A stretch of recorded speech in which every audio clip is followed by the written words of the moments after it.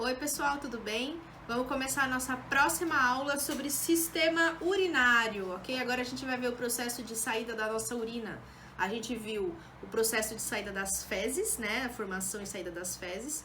E agora a gente vai ver sobre a urina, ok? Bom, vamos lá, vamos começar então com a origem da palavra. Eu adoro colocar isso aqui para vocês, adoro falar para vocês. Vejam a palavra, vejam o que significa. Então, o sistema urinário, ele vai criar a urina. Uropoiético. Quando a gente está falando de poético, a gente está falando de criação. E uro vem de urina.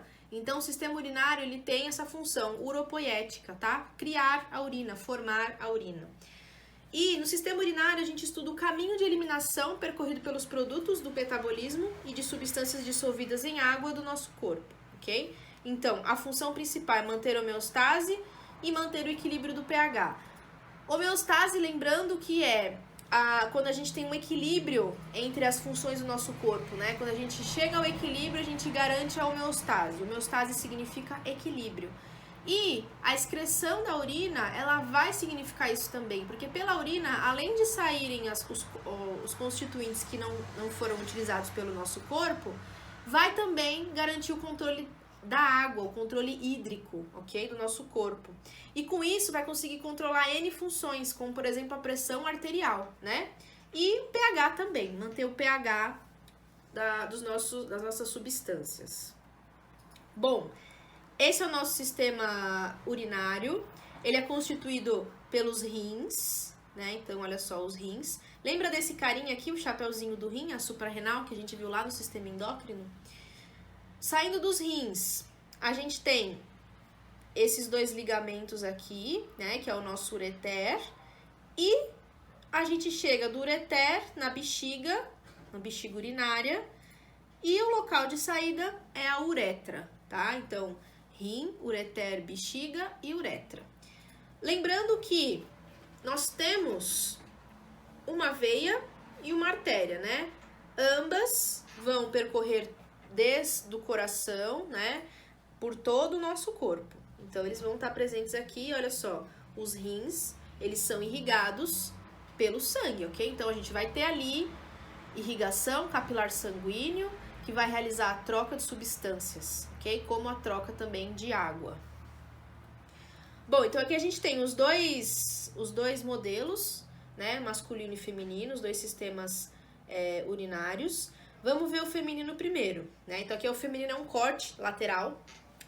E o que a gente consegue observar aqui? Bom, a gente tem um aparelho genital feminino, né? Então ovário, tubo uterino, útero, que isso aqui a gente vai ver mais pra frente. Calma aí, logo mais a gente vai chegar nessa parte. E aqui representado a gente tem a bexiga, ok? E aqui a gente tem a uretra. Vejam que a uretra, ela é interna, né? A única coisa que a gente consegue observar aqui é o nosso pubis, nossa região pubiana, mas a uretra, ela é interna. Já nos homens, o que a gente nota, né? A gente tem aqui a próstata, okay? Aqui a bexiga, e vejam, na bexiga a gente chega até a uretra, tá vendo? Olha só, a uretra. Notem que a uretra do homem tem uma parte externa, que fica localizada no pênis, enquanto que na mulher apenas interna. Notem também outra coisa. Vejam o tamanho da uretra feminina, olha só, e o tamanho da uretra masculina. A uretra masculina é muito maior, por isso que os homens, eles conseguem segurar mais a urina, né? Eles não precisam ir tantas vezes ao banheiro. Porque nós, mulheres, temos a uretra, esse é um dos motivos também, porque nós temos a uretra menor do que os homens. Então, primeira estrutura que a gente vai ver do nosso sistema urinário são os nossos rins, né? Então, ele possui em formato do grão de feijão, a gente tem 2 rins, 2 de cada lado, de 120 a 150 gramas mais ou menos, 12 centímetros de comprimento, a 5,8 de largura, e ele tem 3 centímetros de espessura, tá? Então, a gente tem 2 rins. Vejam a irrigação, olha, aqui chega o plexo arterial e o plexo venoso, né, que vai irrigar esse rim. E saindo do rim, a gente tem o ureter. Vejam que quando a gente pega e corta, faz um corte do rim, a gente consegue ver o córtex, né, e a medula renal. Então, quando a gente corta, a gente consegue ver essas estruturas. O rim, ele é formado por uma unidade secretora. A unidade secretora que forma os rins é chamada de néfron. Néfron, fiquem com isso na cabeça. E cada rim tem aproximadamente 1 milhão de néfrons, tá? 1 milhão de néfrons. Então, são muitos néfrons. Pensem, se essa quantidade é tão grande, ele é bem pequenininho. Então, se eu pegar uma lupinha e aumentar aqui, a gente vai ter vários néfrons, um ao lado do outro. E se eu aumentar mais ainda, eu vou conseguir observar essa unidade secretora. Notem que o néfron é o amarelinho, né? Então, aqui a gente tem uma estrutura, aqui a gente tem um caminho que ele desce, sobe, e aqui ele elimina suas substâncias. Vejam que ele tem capilares sanguíneos, tanto venoso, né? E aqui a gente tem um arterial. Vejam que ele é todo envolto por esse capilar, porque ali vão ocorrer as trocas entre o sangue e a urina, que na verdade aqui ela nem chama urina ainda, né? O produto que vai estar sendo formado para sair em forma de urina. Olha só ele de novo aqui, ele tem algumas partes, né? Então, começando com essa parte aqui, que é chamada de cápsula de Bowman, né? Aí ele passa para cá, a gente vem para um túbulo proximal, ele desce, uma alça de Henle, aí aqui ele aumenta o túbulo distal até chegar ao ducto coletor. O ducto coletor é o final desse néfron, né? Então, as substâncias, elas vão começar a ser absorvidas aqui e por todo esse caminho. Cada local vai absorver alguma coisa diferente. Vai ter um local que vai fazer com que a urina fique mais diluída e vai ter um local em que a urina fique mais concentrada, dependendo das nossas necessidades corporais. Pensem assim, se, por exemplo, a gente consome muito sal, a gente consumiu muito sal naquele dia, foi um almoço, a gente abusou do sal. O que vai acontecer com a nossa urina? Ela vai querer eliminar esse sal, né? O nosso corpo quer eliminar aquele sal, porque o sal ele vai cair na corrente sanguínea, vai deixar esse sangue muito concentrado. Lembra? Quando a gente tem muita substância, tá muito concentrado. Então, ele quer tirar esse sal. O que vai acontecer? No néfron vai ter uma quantidade de água, essa água vai voltar para o vaso sanguíneo, né? E retirar esse sal do vaso, fazendo com que ele fique menos concentrado, que essa é a intenção, né? Retirar esse excesso de sal. Então, olha, aqui a gente tem algumas etapas que acontecem. Então, começando pelo glomérulo, vai acontecer uma filtração glomerular, ok? Depois, ele vem daqui, aí ele chega até o tubo contorcido proximal, reabsorção de substâncias úteis. Então, veja, esse daqui é um capilar, tá? É uma arteríola, o capilar arterial. E aí aqui, o que vai acontecer no túbulo proximal? Ele vai reabsorver substâncias. Então, o sangue está precisando de alguma substância, ele vai reabsorver. Aí chegou aqui na alça de Henle, né? Vai acontecer saída de água, então vai sair água. Chegou aqui em cima, né? No túbulo contorcido distal, vai eliminar substâncias, então tem alguma substância na corrente sanguínea, alguma substância que precisa ser excretada, ela vai cair lá no túbulo, né? Nesse túbulo distal, e aí vai chegar até o túbulo coletor, né? Nesse túbulo coletor também vai ter uma reabsorção de água, certo? E aí, saindo do túbulo coletor, essa urina, ela vai em direção ao ureter. Lembra? Rim, ureter, bexiga e uretra. Então, saindo dos rins, vai até o ureter. Isso acontece em todos os néfrons, né? A gente tem 1 milhão de néfrons, então todos eles vão estar fazendo essa função.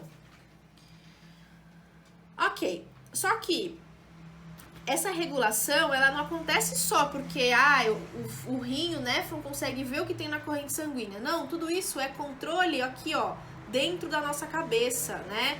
Quem que vai controlar? Essa menina aqui. Quem que é ela? Lá da aula de sistema endócrino? A nossa hipófise. Então, a nossa hipófise vai controlar, lembra que ela controla todos os nossos outros todas as nossas outras glândulas, e lembrando que ali o chapeuzinho do rim não é a suprarrenal, a hipófise controla a suprarrenal. Então vamos ver o que acontece. Então aqui a gente tem aumento na concentração do plasma, certo? Então aqui, por exemplo, uma situação em que a gente consumiu muito sal. Esse aumento na concentração vai fazer com que o plasma fique com pouca água. Essa situação vai mandar um sinal para a hipófise, olha, o sangue está muito concentrado. Você precisa produzir um hormônio, que é o ADH, que a gente já viu que a hipófise produz. Esse ADH vai cair na corrente sanguínea e vai ser enviado até o néfron, né? Vai levar um sinal para o néfron e vai passar essa informação para ele, ó, reabsorção de água, urina mais concentrada. Então, vai sair água do néfron e essa água vai até a corrente sanguínea para fazer com que ela não fique tão concentrada por causa do sal que a gente consumiu. Já numa situação contrária, o que vai acontecer? Então, olha, eu vou voltar. Numa outra situação, a concentração do plasma está baixa, então tem muita água. Ou, no caso, quando a gente consome bebida alcoólica. Essa concentração baixa, né, então muita água, vai fazer com que o ADH não seja produzido. Então, não vai produzir ADH. Aí, o que vai acontecer no néfron? Vai diminuir a reabsorção de água. Então, a urina vai sair mais concentrada, ok? E que situação que isso acontece? Quando a gente consome bebida alcoólica. Quando a gente consome bebida alcoólica, a nossa urina ela tem aquele aspecto mais concentrado, uma urina mais fétida, né? Tem um cheiro forte, porque ela tá mais concentrada. E, consequentemente, a gente vai mais no banheiro, ok? Porque a urina mais concentrada vai fazer com que você vá mais vezes ao banheiro. Então, nessa situação. Ou quando a gente bebe muita água, que não é o que acontece, é mais no caso mesmo da bebida alcoólica. Além da regulação do ADH, a gente tem a regulação hormonal da aldosterona, que é o outro hormônio, né? Então, quem produz aldosterona? As suprarrenais. E o que ela vai fazer? Vai aumentar a absorção ativa de sódio e a secreção ativa de potássio nos túbulos distal e coletor, né? Então, olha, vamos ver. Concentração extracelular de cálcio aumenta, vai fazer com que o rim produza angiotensina, que vai lá no córtex da suprarrenal, né, da glândula, e também vai estimular essa secreção, vai estimular a produção de ACTH, que vai fazer com que produza aldosterona. Essa aldosterona vai atuar no túbulo distal e no coletor e vai aumentar a secreção de potássio. Então, é um balanceamento também. Se atentem mais à regulação hormonal pelo ADH, ok? Ok, saímos dos nossos rins, chegamos até o nosso ureter, né? Então, os néfrons desembocam nos ductos coletores que fundem com canal único ureter. Saindo do ureter, a gente chega até a nossa bexiga urinária, né? A bexiga é uma bolsa elástica dotada de musculatura, né? Ainda bem, porque por ser constituído de musculatura, ela consegue expandir e diminuir. A gente consegue segurar a urina por algum tempo, né? A gente sabe disso, que a gente consegue ficar ali 1, 2, 3, dependendo do tempo que a gente tem para segurar essa urina. A gente precisa segurar, né? Então, acumular urina. Lembrando que quando a gente tem vontade no banheiro, se a gente tiver um banheiro próximo, a gente tem que ir ao banheiro, né? Segurar a urina vai fazer com que aquela urina vai ficar ali dentro da bexiga e vai ser um meio de cultura para bactérias se instalarem, né? Então as bactérias vão falar, nossa, que legal, olha, essa urina quentinha aqui, eu vou me instalar aqui, e aí gera uma infecção urinária. A infecção urinária, ela sempre começa na bexiga, tá? Então a bactéria, ela entra, né, pelo canal urinário, ela fica na bexiga, e aí, se isso se prolonga e a gente não percebe, ela chega até os rins. E aí é que é problema, né? Porque aí vai dar uma infecção muito pior do que se fosse apenas uma infecção nas regiões mais baixas. Então, saindo da bexiga, a gente chega até a nossa uretra. E nessa uretra, né, no caso da mulher, está localizada na região vulvar, que a gente já falou, e no homem na extremidade do pênis. E aqui a gente tem um esfíncter, né? Esse esfíncter que vai fazer com que a uretra segure essa urina na bexiga ou relaxe para a saída dessa urina. Então é isso que vai controlar a nossa ida ao banheiro ou não, tá? Então é tudo um controle mental. Lembrando que esse esfíncter, ele é uma musculatura, um músculo estriado. E músculo estriado a gente tem controle, então a gente consegue controlar essa musculatura. E era isso que eu tinha para falar para vocês hoje. Espero que vocês tenham gostado da nossa aula e qualquer coisa é só chamar.